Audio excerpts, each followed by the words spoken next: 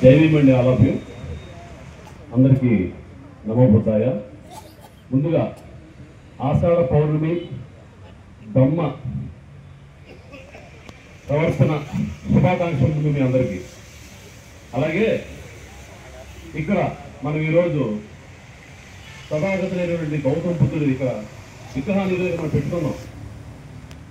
ముందుగా ఆ విగ్రహాన్ని ఇక్కడ పెట్టినటువంటి కమిటీకి విశాఖపట్నం బీఎంసీఆర్ వాళ్ళ తరఫున నా తరఫున పుణ్య శుభాకాంక్షలు సార్ మీ అందరికీ.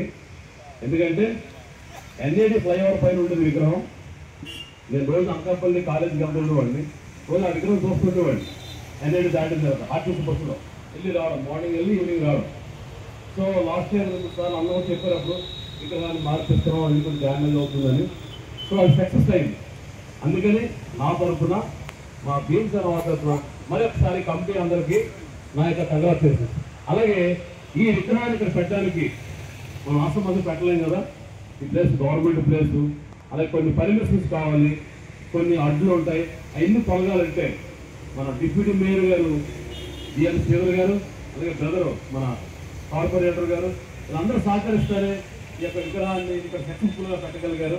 అలాగే వాళ్ళకు కూడా నా తరఫున హృదయపూర్వక ధన్యవాదాలన్నా. అలాగే ప్రతి ఒక్కరికి కూడా వచ్చిన మీ అందరికీ కూడా మరొకసారి ఆషాఢ పౌర్ణమి శుభాకాంక్షలు. Thank you. గుర్రాలు అన్ని పెద్ద పెద్ద ర్యాలీలు చేసేవాళ్ళు శివరాన్ని ఎత్తుకొని. అప్పుడు బంతేజీలకి దానం ఇస్తూ అప్పుడు మన యొక్క ఫెస్టివల్ లాగా చేస్తుండేవాళ్ళు అక్టోబర్లో. ఇప్పుడు మనం కూడా ప్రయత్నించాలా, అలకాలు ఉండొచ్చు. ఇది ఈ మూనెళ్ళకున్న మహత్వం. ఇది ధమ్మచక్ర ప్రవర్తన సుత్తాకున్న మహత్వం. ఇది ఆషాఢ పూర్ణమికి ఉన్న మహత్వం. ఇంత డాక్టర్ బిక్కు Nagabhushana MA MPhil PhD Buddhist స్టడీస్లో చదివాను. గౌతమ్ బుద్ధ యూనివర్సిటీ నోయిడా ఉత్తరప్రదేశ్లో. అక్కడే అవకాశాలు దొరికినందుకు అక్కడే మీరట్లో కొద్దిగా భూమిని తీసుకోవడం వల్ల మీ అందరికీ నమో బుద్ధాయ.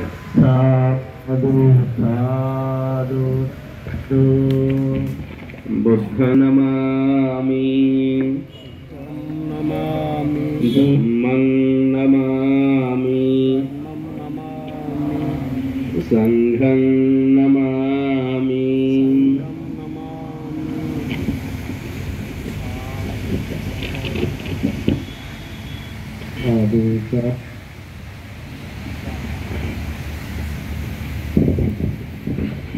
గౌరవ బాంతేజీ గారు ఈరోజు విశిష్టతని మనకు క్లుప్తంగా ఆషాఢ పౌర్ణమి బుద్ధ భగవాన్ వారు ఏం చేశారు, తన శిష్యులకి ఏ రకమైన ఉపదేశం ఇచ్చారు, తద్వారా ఈ ప్రపంచానికి ఏ రకమైన ఉపదేశం ఇచ్చారనేది మనం ఆలోచించుకొని మనము మన పిల్లలకి, మన పక్క వాళ్ళకి, మన స్నేహితులకు ఈ ప్రపంచానంతటికి తెలియవలసినటువంటి ముఖ్యమైనటువంటి సందేశాన్ని మనకి ఇచ్చారు.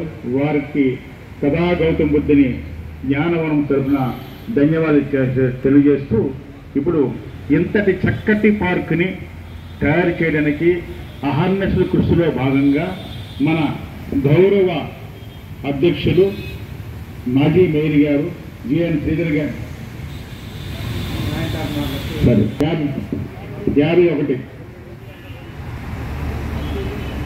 51 51వ వార్డు కార్పొరేటర్ గారు రేవి వెంకటరమణ గారిని ఈ ఆషాఢ పౌర్ణమి గురించి మాట్లాడవలసిగా కోరుతున్నాం. ఈరోజు మన కొత్తపల్లి వెంకటరమణ గారి సారథ్యంలో ఇక్కడ బుద్ధ పూర్ణిమ సందర్భంగా ఏర్పాటు చేసిన సమావేశానికి విచ్చేసిన అందరికీ కూడా మా యొక్క సాంఘిక విప్లవ, అలాగే ఈ కార్యక్రమానికి ముఖ్య అతిథి మా డిప్యూటీ మేయర్ జిఎన్ శ్రీధర్ గారికి, అలాగే ఉపాసకులకి, అలాగే ఇక్కడ వచ్చిన పెద్దలందరికీ కూడా పేరు పేరున యొక్క సాంఘిక విప్లవ జోబీని తెలియజేసుకుంటూ, ముఖ్యంగా ఈ దేశంలో అతి ప్రాచీన మతం ఏదైనా ఉందంటే బౌద్ధం. ఈ బౌద్ధంలో ఉన్నది ఏంటంటే వాస్తవిక వాదాన్ని తెలియజెప్పితే మనల్ని ఎవరైతే ఈ హిందూవాదం అంటే ఇక్కడ మళ్ళీ చెప్పడానికి వేరే వేరేలా ఉంటాయి. అంటే నిజాలు చెప్పడం అంటే అందరికీ భయమే. నిజాలు చెప్పడం చాలా, ఎందుకంటే మనం చూస్తుంటే భౌతికవాదం ఇప్పుడు చూస్తుంటే ఎవరైతే గౌతమ్ బుద్ధుడు సిద్ధార్థుని తర్వాత గౌతమ్ బుద్ధుడు మారాడో ఆయన ప్రతిదీ రియాలిటీ. అంటే ఈరోజు మనం బాలిసృష్టి తిరిగి ఎరగనకొస్తుంది అనేది ఇప్పుడు సైన్స్ ఏదైతే చెప్తుందో అది ఆ రోజే మన బౌద్ధంలో చెప్పింది. ఆ బౌద్ధాన్ని మనం ఎవరం కూడా వదిలేసాం, మనం అలాగే ఉండిపోయాం ఇన్నేళ్ళుగా. ఆ బౌద్ధాన్ని స్వీకరించిన చైనా కానీ జపాన్ కానీ ఈ దేశాలన్నీ కూడా సైంటిఫిక్గా ఎంత డెవలప్ అయ్యో మనం అందరం చూస్తున్నాం. అంటే మన దేశంలో ఇప్పటికీ కూడా రియాలిటీని సైంటిఫిక్ని ఎవరు ఒప్పుకోరు. మనం చూసాం జవహర్లాల్ యూనివర్సిటీలో వైస్ ఛాన్సలర్ అంటే రూమ్ కూల్ అవ్వాలంటే ప్యాన్లు పెట్టాలి, ప్యాన్లు అంటించారు. చూడండి ఎంత దరిద్రం అండి ఈ దేశంలో. ఇంత సైంటిఫిక్గా కూలర్లు ఈ సైంటిఫిక్ని మనం అందరం కూడా ఆకలింపు చేసుకుంటే ఇది ఇంకా వెనక్కి వెళ్తున్నారు.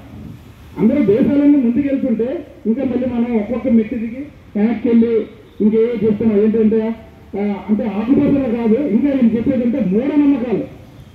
బ్యాక్ టు ప్లేయర్ అని అంటే చూసారు క్రికెట్లో వర్డ్, అలా మనం మళ్ళీ బ్యాక్ వస్తున్నాం.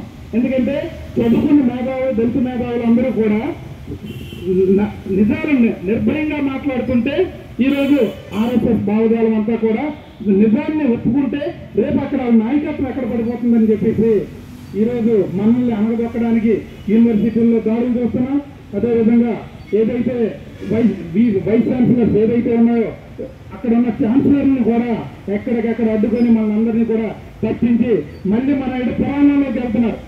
ఇతిహాసాలు పురాణాల్లో వాస్తవికత లేదు, ఏదైనా బౌద్ధంలో ఉంది. అదేవిధంగా బౌద్ధాన్ని మనం ఎప్పుడైతే ఆకలింపు చేసుకుంటామో మనం సత్యం అంటే చూసారా, ఆ సత్యం అనేది బౌద్ధంలోనే చూపించారు. కానీ ఇది చెప్పేదంటే ఈరోజు ధర్మం అని చెప్పేసి ఇలాగా ధర్మం పేరు చెప్పుకొని ఏ ధర్మమో తెలియదు.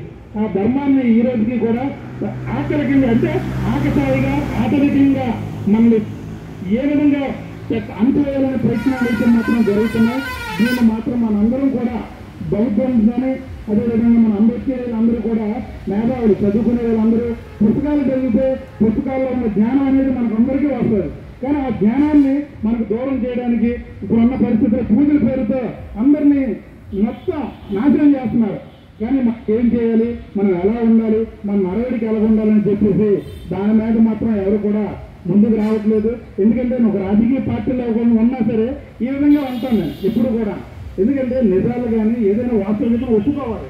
ఒప్పుకోకపోతే మాత్రం రేపు సమాజంలో మళ్ళీ మనం వెనక్కి వెళ్ళిపోయే పరిస్థితి ఉంది. ఇప్పుడు కూడా మనం చూసాం కదా, ఈ రాజ్యాంగం వచ్చి 75 ఏళ్ళలో మళ్ళీ వెనక్కి వెళ్ళామంటే మన యొక్క పోరాట పథం అనేది తగ్గింది. ఇప్పుడు కూడా మనం ఏది కూడా నిజాన్ని నిర్భయంగా అడగలేకపోతున్నాం. వాళ్ళు ఏమనుకుంటారో వీళ్ళు ఏమనుకుంటారో ఎవరికి వస్తారో మనకి ఏం జరుగుతుందని భయంతో మాత్రమే మనం ఇప్పుడు బ్రతుకుతున్నాం తప్ప కానీ ఎవరు కూడా పోరాటం చేసే స్థితిలో కూడా అది లేదు. ఎందుకంటే మన జీవితాంతం మన పుట్టే సామాజిక వర్గం కూడా అంటరాని వాళ్ళగా పుట్టడం వల్ల మన జీవితం అంతా పోరాటమే.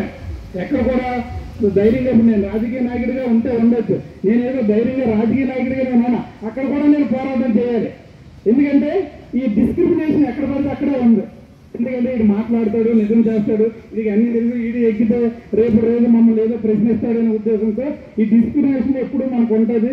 దీన్ని ఎప్పుడు మనం పోరాటం చేస్తూనే ఉండాలి. ప్రతి ఒక్కరికి కూడా మనల్ని అణగదొక్కడానికి అయితే మాత్రం చూస్తారు. నిజాలు కానీ ఆలోచన విధానాన్ని కానీ అణిచివేస్తే ఎవరు ఊరుకొని ప్రసక్తి లేదని తెలియజేసుకుంటే నాకు ఈ అవకాశం కల్పించిన పెద్దలకి అందరికీ కూడా మరొకసారి ధన్యవాదాలు తెలియజేసుకుంటున్నాను. అందరికీ బుద్ధవందనాలు, జయభీములండి. ఈరోజు ఆషాఢ పౌర్ణమి. బుద్ధుడు తొలిసారిగా పంచవర్గీయులంటే 5గురికి పంచశీలను బోధించి త్రిశరణాలతో ఊరు ఊరు వాడవాడ వీధి వీధి ఇంటింటికి పంపిస్తూ ఈ బౌద్ధాన్ని ఆచరిస్తే ఎటువంటి ఇబ్బంది ఉండదని, అదే కరెక్ట్ అని పురాణాలు శాస్త్రాలు ఈ జాతకాలు ఇవన్నీ దండుగని బుద్ధుడు చెప్పింది బోధన పంచశీల త్రిశరణాలు ఆచరించి ప్రతి ఒక్కరూ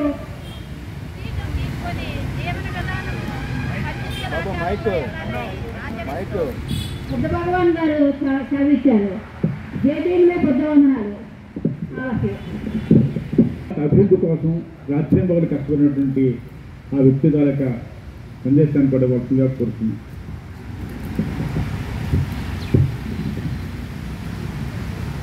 అందరికీ నమస్కారం. ఆషాఢ పౌర్ణమి సందర్భంగా ఈరోజు మనందరం కూడా ఇక్కడ చేరుకోవడం, ఈ యొక్క చక్కటి ప్రదేశంలో టీం వర్క్ అందరూ కూడా గ్రీన్ బెల్ట్లో వాకింగ్ ట్రాక్ కానీ, లైటింగ్ కానీ, బ్యూటిఫికేషన్ కానీ, జిమ్ ఐటమ్స్, పిల్లలతో ఎక్విప్మెంట్ ఇంకా ఏర్పాటు చేయడం జరుగుతుంది. మరి హెల్తీ వర్కర్స్ టీం అంతా కూడా వచ్చారు. మన వాకింగ్ ట్రాక్స్ అన్ని కూడా అభివృద్ధి విషయంలో అందరూ ఒక మాట మీద ఉంది. ప్రతి వారం మరి బాలయ్య గారు కానీ, వెంకట్రావు గారు, మిగతా అందరూ పెద్దలందరూ రివ్యూ చేస్తూ ఒక డెవలప్మెంట్ మీద ప్రణాళిక చేస్తున్నాం. దీన్ని ఇంకా రెండింతలు రద్దు చేయవలసింది, దాన్ని ఇంకా చేస్తామని మరి యొక్క చక్కటి అవకాశం ఇచ్చిన పెద్దలందరూ కూడా పేరుపైన ధన్యవాదాలు తెలియజేస్తుంటూ సెలవు చేస్తుంది. గురువు గారు బాంతేజీ గారి చేత బౌద్ధవృక్షం జరిగే కార్యక్రమం చూసి ఆయన సత్కరించి మన మిగతా కార్యక్రమాన్ని కొనసాగిద్దాం.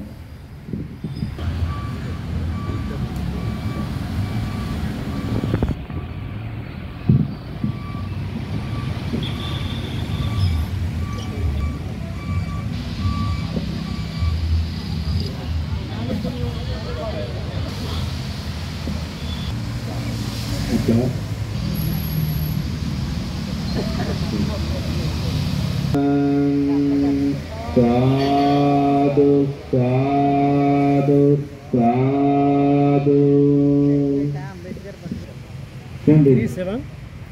రిక్వెస్ట్ ఏమిటంటే తథాగత బుద్ధుల వారు ఒక పెద్ద సాహసమే అనుకోండి, ఒక పార్కులో బుద్ధ ఒక విగ్రహాన్ని పెట్టి ఇక ముందు పైన ఒక చిన్నగా కప్పు, అంటే ఒక షెడ్ మాదిరిగా ఒక ఏదైనా ఆ యొక్క ఎండ వాన గాలి తగిలితే ఆ యొక్క ఫైబర్ కొద్దిగా వయసు తక్కువ అయిపోతుందో ఏమో, అందుకే కొద్దిగా సంరక్షణకు ఆధారంగా షెడ్ లాగా ఎంత త్వరగా కడితే అంత మంచిగా ఉంటుందని నా యొక్క దిక్కు సంఘం నుంచి రిక్వెస్ట్ అండి. అది చాలా బాగా ఉంటుంది.